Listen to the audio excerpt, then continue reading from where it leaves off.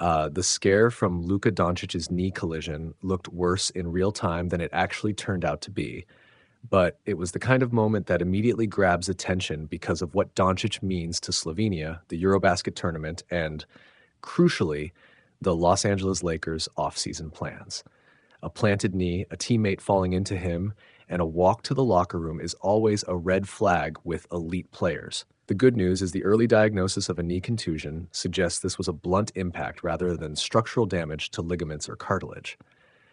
From a medical and practical standpoint, a contusion can range from a day or two of soreness and icing to a week plus of limited activity if swelling and pain linger.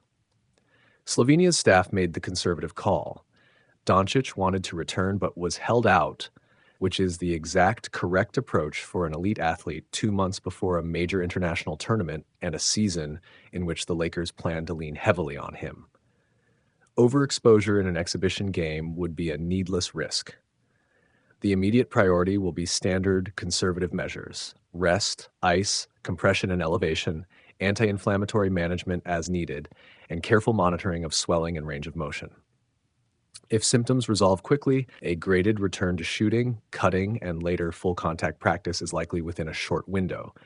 If not, imaging, MRI, would be the next step to rule out occult structural issues. For the Lakers, the timing is less alarming than the sight of him leaving the court might have suggested. Doncic's long-term durability is far more impactful than a single contusion. And because this occurred in late August, well before the NBA regular season, there's ample time for rest and a phased ramp-up. Still, the organization will watch closely. They've already invested heavily in Luka and structured their roster and rotation assumptions around his availability and unique play style. Even small setbacks change preseason conditioning and chemistry building plans. The Lakers will likely alter on-court minutes in the coming weeks, manage any additional summer workload, and make sure he's fully cleared before resuming high-intensity team activities. For Slovenia, the message is cautious optimism.